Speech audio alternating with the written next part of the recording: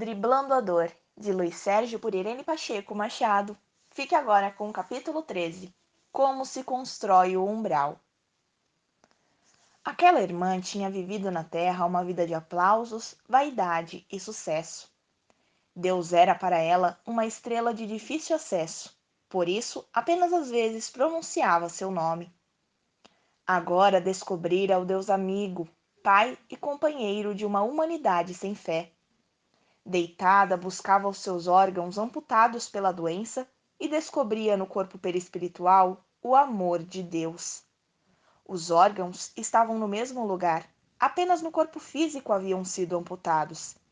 Mesmo ainda doente, ela se sentia feliz, pois as dores não mais existiam. Somente precisava encontrar o equilíbrio necessário, ciente das suas novas oportunidades. Pedimos por ela e por aquele Hospital de Jesus. Meio assustada, ela recebia o tratamento das cores. 30 segundos de azul na coluna, 30 segundos sobre os brônquios. Pela frente, doação de energias sobre os pulmões. Verde, azul, rosa forte e amarelo. 30 segundos sobre cada pulmão. Verde, azul e rosa forte no centro de força frontal. Azul geral, banho de azul. Quando terminou a aplicação, ela dormia. Assim, fomos visitando outros doentes. Naquela casa havia 5 doentes, mas outras chegavam a alojar mais de 10. E daqui para onde vão? Para as colônias de trabalho, mas muitos doentes aqui ficam prestando auxílio. É um lugar muito lindo. Em todo o hospital ouviam-se belas e suaves melodias. Ao deixarmos o local, observamos na calçada vários doentes sentados em cadeiras espreguiçadeiras, uns lendo, outros apenas meditando. Samita comentou. Depois ainda dizem que no umbral só existe sofrimento. Estamos em um dos umbrais e que beleza de tranquilidade, o que nos mostra a presença de Deus em todos os lugares. Depois que visitamos as enfermarias lares, fomos até o edifício central, onde conversamos com os encarregados do processo de migração de espíritos de um agrupamento espiritual para outro. Samita, Enoque, Sadu e Carlos foram até a diretoria, enquanto nós fomos ao departamento de pessoal, para indagar como os espíritos ali chegam, o que é preciso para ser levado à colônia das Hortênsias. Fomos recebidos por Augusta, que gentilmente nos informou. No momento do desencarne, os amigos espirituais ou parentes desencarnados amparam e assistem ao romper do laço fluídico e protegem o desencarnante das ciladas perigosas dos espíritos das trevas. Muitos espíritos sublimes prestam auxílio ao desencarnante. Entretanto, depende muito do mérito de cada um a proteção que lhe é concedida no momento do seu desligamento. São poucas as almas encarnadas que buscam na Terra o crescimento espiritual. Assim, a proteção dependerá do padrão vibratório do espírito, embora não deixe ele de receber amparo. Outros ficam algemados aos espasmos vitais do corpo físico. Nesses casos, são úteis os grupos de socorro, onde esses espíritos são levados e encaminhados às colônias de tratamento, não é mesmo? Perguntei. Certo. No dia em que os centros espíritas se conscientizarem do trabalho do médium doador, teremos menos espíritos vampirizados pelas entidades das trevas. Um centro espírita de Jesus é um pronto-socorro de Maria em ação no plano físico, e os espíritos ali socorridos são levados para as casas transitórias e os hospitais da espiritualidade. Irmã, explique, por favor. O espírito sofre o desencarne diante de uma equipe especializada e mesmo assim ele pode ser vampirizado? Sim. A operação de desligamento final depende do desencarnado. Embora receba assistência espiritual, vê-se desesperado diante da morte e, mesmo sofrendo adormecimento do cérebro para facilitar o desligamento da carne, para que sonolento não interfira na separação, ele dificulta o socorro. Busca de qualquer maneira a continuação da vida física, ficando na casa, ao lado dos familiares, sofrendo, alimentando-se e partilhando do próprio lar, reluta em ser protegido e em ser encaminhado para os hospitais da espiritualidade. Mas todos os espíritos precisam chegar até os hospitais ou casas transitórias? Interroguei ainda. Não. Existem espíritos que se libertam com tanta naturalidade e rapidez dos seus corpos físicos que as energias do duplo se alojam no físico e o corpo de carne ganha vitalidade e longevidade, isto é, custa mais a se decompor. E os trevosos não se aproveitam disso? Nem chegam perto, pois o espírito, ao deixar o duplo e o físico, leva a coroa da pureza e do amor. O que fica é a energia de um bom espírito, sem valor para os trevosos. Então os corpos que não se decompõem pertencem a bons espíritos?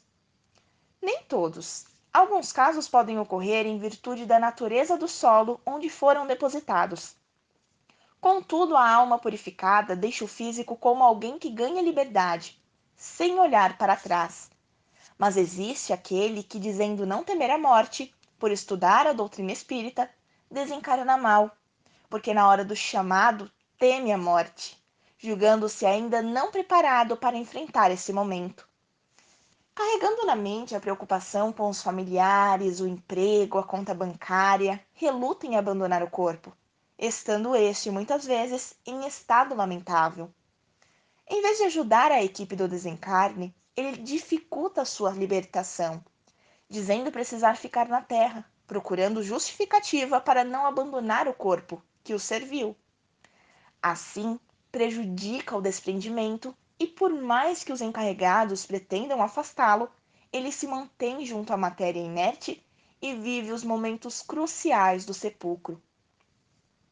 Sofrendo sem dar ensejo aos familiares desencarnados de socorrê-lo, ele julga que ali, junto ao físico, está a vida. Não quer compreender que a vida é ele. Muitas vezes os vemos vagar pelas sarjetas do plano físico e são levados pela própria casa mental para zonas de sofrimento. Mesmo assim, são socorridos e encaminhados para os hospitais, casas de socorro e colônias de luz.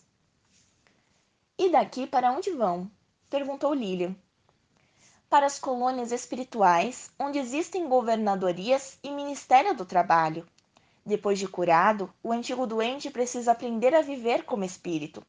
Então cuidamos dos recém-desencarnados e tudo fazemos para tomar glorioso o despertar destes irmãos na nova vida que os espera.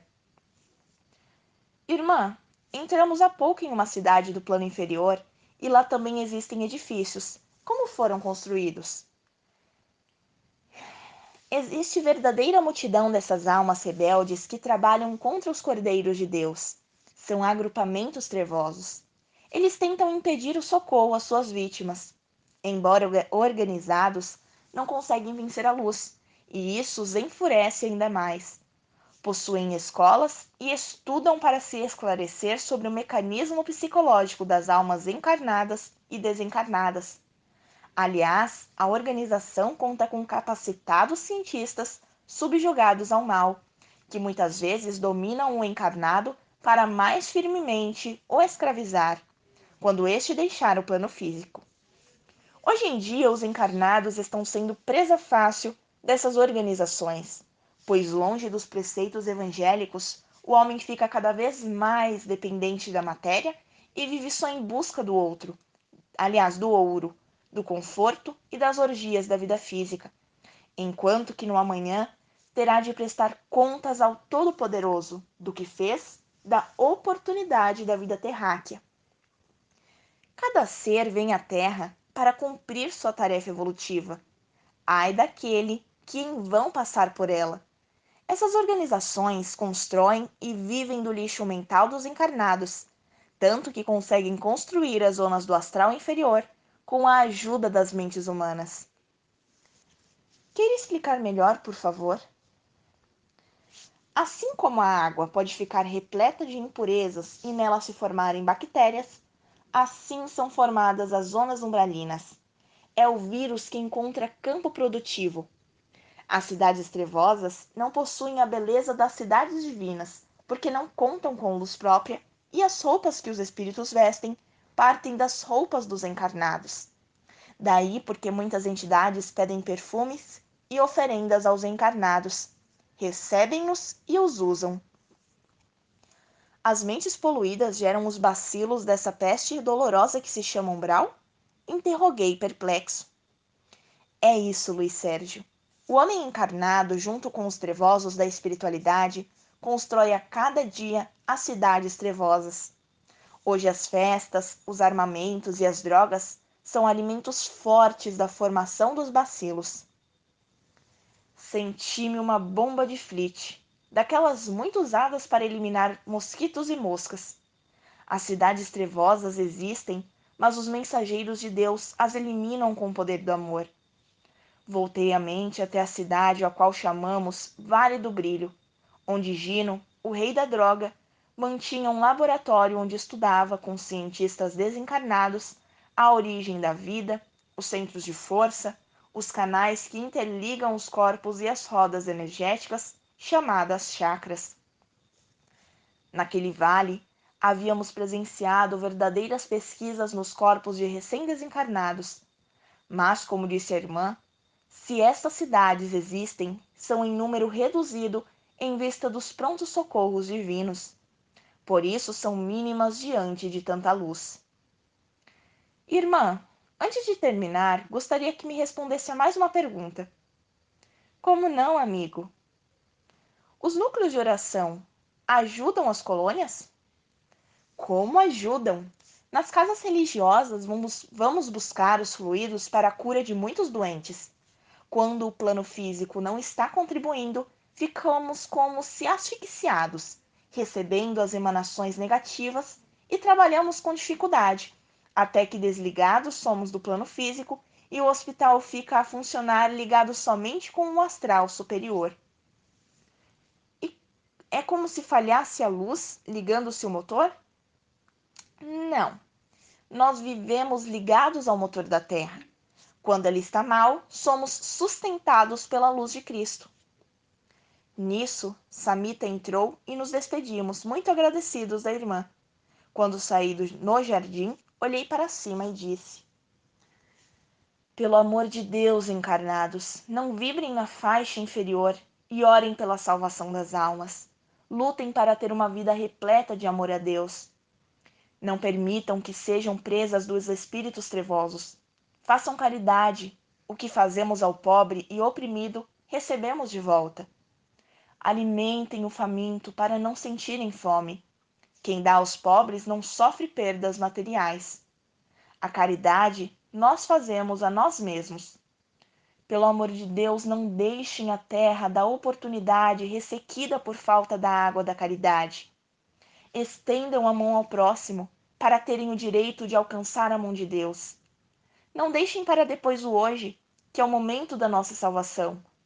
Quem relega para depois o momento glorioso da caridade está colocando debaixo do colchão as pérolas de Deus e terá de cumprir um dia o que hoje deixou de fazer. Irmãos, companheiros, amigos, familiares, a caridade é o único caminho da salvação. Somente ela oferece ao homem o néctar da vida eterna. O homem caridoso é manso, é justo, é bom. O avaro, preocupado com ele próprio, nem percebe que os salteadores lhe tomam o que ele tinha por obrigação doar ao pobre. Ninguém sabe o dia da chamada, mas sabe que todas as horas é hora de trabalhar para Jesus. Não construamos uma casa no umbral. Não sejamos construtores das zonas de sofrimento. A avareza, a impaciência e a maledicência são vibrações venenosas que levam aos espíritos trevosos o que eles necessitam para fazer funcionar as suas organizações. Da mesma forma que os encarnados, no plano físico, obtêm os seus bônus hora, os maus, os violentos, os orgulhosos, os ávaros, oferecem aos trevosos os fluidos perniciosos que levantam as terríveis organizações. Ao pó retoma o corpo, e do espírito nasce a paz. Que assim seja, graças a Deus.